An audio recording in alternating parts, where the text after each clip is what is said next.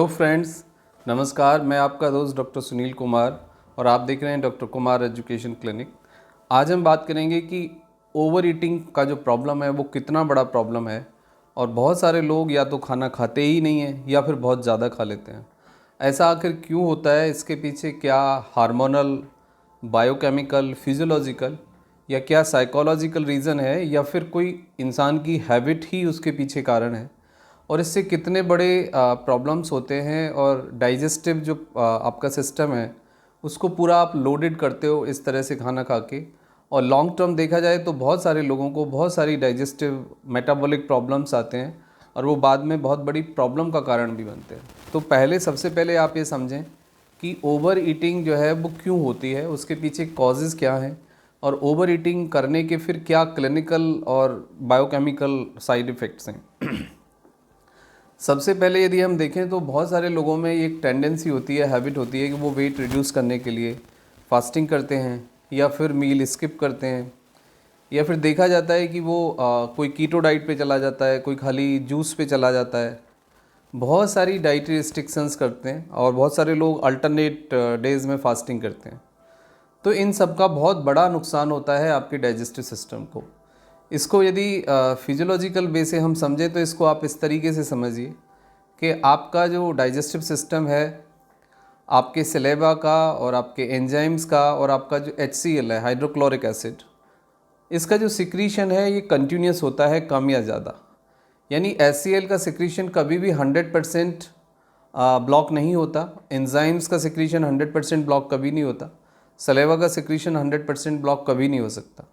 तो आपका ये जो सिक्रीशन है डाइजेस्टिव सिस्टम का, ये डाइजेस्टिव सिस्टम को रेगुलेट करने के लिए, मॉइस्ट रखने के लिए, उसको ज़िंदा रखने के लिए, उसकी मोटिलिटी को रेगुलेट करने के लिए ये एक नॉर्मल फिजियोलॉजिकल मैकेनिज्म है जो जनरली ऑटोमेटिक चलती रहती है। जब आप खाना खाते हैं तो आपका सलेवा का सिक्रीशन बढ़ता है, यानी वो मिनिमम से मैक्सिमम हो जाता है। ऐसे ही आपका HCl है, HCl प्रेजेंट होता है, लेकिन HCl को रिएक्ट करने के लिए फूड चाहिए। यदि आपको आपके गट के अंदर HCl को रिएक्ट करने के लिए फूड ना हो तो HCl इतना पावरफुल है कि वो आपकी गट की, इंटेस्टाइन की, यानी पेट सी, यानी माउथ से लेके टिल एनस तक आपके किसी भी पार्ट को डैमेज कर सकता है।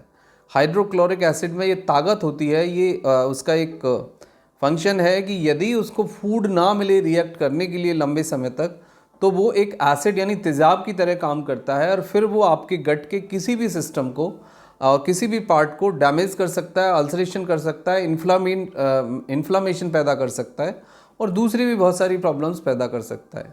तो फिजियोलॉजिकल यानी क्लिनिकल जो है सिस्टम ये है, डाइजेस्टिव सिस्टम का डिमांड ये है कि आप कम या ज़्यादा 3 बार कम से कम खाएं 24 घंटे में। हाँ, आपका फूड कम ज़्यादा हो सकता है। अब जानते हैं कि ओवर ईटिंग के पीछे क्या कॉज है। ओवर ईटिंग के पीछे इंसान का डिप्रेशन, एंजाइटी, इमोशनली उसका ट्रिगर होना, मूड डिसऑर्डर्स, प्लस कुछ आपकी बायोकेमिकल कंडीशंस भी होती हैं, जैसे आपका सेरोटोनिन, डोपामाइन है। यदि इन हार्मोन्स का सिक्रीशन बहुत ज़्यादा लो रहता है तो हमारा जो खाने की जो डिज़ायर है वो बहुत ज़्यादा कम हो जाती है, ज़्यादा हो जाती है। फिर आपकी जो एंजाइटी है, एंजाइटी में देखा गया है कि लोग बहुत ज़्यादा ओवर ईटिंग करते हैं। डिप्रेशन में लोग ओवर ईटिंग करते हैं और जब लोगों को स्ट्रेस होता है तब ओवर ईटिंग करते हैं लोग। फिर अल्कोहल का कंजम्पशन है। यदि आप अल्कोहल लेते हो तो आपकी बॉडी लगभग 10 से 12% ज़्यादा फूड की डिमांड करेगी। उसके बाद है आपका गैप, यानी दो फूड के बीच में यदि 6 आवर्स से ज़्यादा गैप है, यानी 8 या 10 आवर्स का गैप है, तो भी आप ओवर ईटिंग करेंगे। फिर आपकी स्लीप की क्वालिटी है, आपकी स्लीप कितनी सेटल्ड है उससे फ़र्क पड़ेगा। स्मोकिंग इसके पीछे एक रीज़न है और फास्टिंग एक रीज़न है। देखा जाता है कि जो लोग फास्टिंग करते हैं वो पूरे दिन कंट्रोल करते हैं डिज़ायर ऑफ फीड को, और उसके बाद ये देखा जाता है कि जब वो खाना खाते हैं तो वो डबल खा लेते हैं। यानी कि फास्टिंग वाले जो लोग हैं वो मानसिक रूप से, इमोशनली फूड के बारे में ज़्यादा सोचते हैं और उसका रिज़ल्ट ये होता है कि हम बहुत ज़्यादा कैलोरी और बहुत ज़्यादा फूड ले लेते हैं। दूसरी कंडीशंस है कि यदि आपका शुगर लेवल बहुत ज़्यादा लो होता है, सोडियम का लेवल लो होता है, कैल्शियम का लेवल लो होता है और आपको लो बीपी है, डिहाइड्रेशन लगता है, वीक ऑफ एनर्जी आप फील करते हैं, तो एक उस तरह की कंडीशन होती है कि आपको बहुत ज़्यादा भूख लगेगी और आप ज़्यादा खा लेते हैं। तो यानी कि रेगुलर इंटरवल पे खाना खाना इसलिए भी ज़रूरी है कि आपको अपने ब्लड शुगर को, आपको सोडियम के लेवल को, आपको कैल्शियम के लेवल को और आपके अंदर जो न्यूट्रिशन और दूसरे न्यूट्रिशन है उसके लेवल को आपको एक नॉर्मल रेंज में रखना है। यानी बहुत ज़्यादा उसका कम होना और उसका एक साथ बढ़ना आपके लिए नुकसानदायक है। मोस्ट प्रॉब्ली ये देखा गया है कि जब आपका शुगर का लेवल बहुत ज़्यादा नीचे चला जाता है तो आपको फिर बहुत ज़्यादा भूख लगती है और आप फिर बहुत ज़्यादा खा लेते हैं, उससे फिर बहुत बड़े नुकसान होते हैं। अब ओवर ईटिंग के लॉसेस, नुकसान, साइड इफ़ेक्ट क्या हैं और वो कैसे बीमारी में कंट्रीब्यूट करते हैं, अब वो हम जान लेते हैं। यदि लंबे समय तक आप ओवर ईटिंग करेंगे या फास्टिंग करेंगे या फूड को मिस करेंगे तो आपको ओबीज होने का रिस्क बढ़ जाएगा, फैटी लिवर होने का रिस्क बढ़ जाएगा। इर्रेगुलर फूड पैटर्न यदि आपका रहेगा तो आपको एंजाइटी होने का रिस्क बढ़ेगा। उसके बाद है आपको मेटाबॉलिक डिसऑर्डर होने की संभावना बढ़ जाएगी, जिसे हम मेटाबॉलिक सिंड्रोम कहते हैं। मेटाबॉलिक सिंड्रोम का मतलब है कि आपको डायबिटीज़ आने का खतरा, आपको ब्लड प्रेशर आने का खतरा और आपको कॉर्नरी आर्टरी डिजीज़ होने का खतरा और आपका जो मेंटल हेल्थ है उसमें भी काफ़ी फ़र्क पड़ेगा।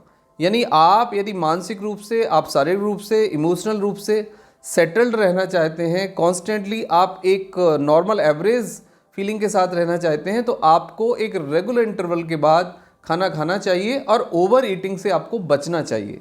यानी कि 3 बार आप खाना खाएं और जितना आपको भूख है उसका 10% कम खाएं। ओवर ईटिंग को डील करने का सबसे अच्छा तरीका है कि आप माइंडफुल ईटिंग करें, फूड ऑन टाइम, फूड को अपना पूरा समय दें, प्लस स्किप ना करें फूड को। जब कोशिश ये करें कि जब आपको खाना खाना है तभी आप खाना खाएं और खाने को यदि आप चू करके खाएंगे, माइंडफुल ईटिंग करेंगे, तो आप देखेंगे कि आप ओवर ईटिंग की जो हैबिट है वो ग्रेजुअली चली गई है। और बेटर ये होता है कि आप हर 6 आवर्स पे प्रॉपर फूड लें, प्रॉपर लिक्विड लें, प्रॉपर फाइबर लें। आपको यदि वेट कम करना है तो कैलोरी कॉन्सेप्ट पे जाएं। कैलोरी कॉन्सेप्ट का मतलब है कि आप कैलोरी कम कर दें। जहाँ पे आप 2000 कैलोरी लेते हैं तो आप 1500 या 1600 कैलोरी लें, प्लस फाइबर इंटेक बढ़ा दें और लो कैलोरी डाइट लें, आप फाइबर रिच डाइट लें, सॉफ्ट वेजिटेबल्स, फ्रूट्स आप खाएं, आप मल्टीग्रेन दलिया खाएं, पोहा खाएं, खिचड़ी खाएं। यानी कि आपको यदि वेट कम करना है, कैलोरी कम चाहिए, तो आप नेचर ऑफ फूड चेंज करिए, आप फाइबर रिच खाना लीजिए और रेगुलर इंटरवल के बाद खाना खाइए, एक्सरसाइज करिए, प्लेंटी ऑफ लिक्विड लीजिए, प्रॉपर नींद लीजिए।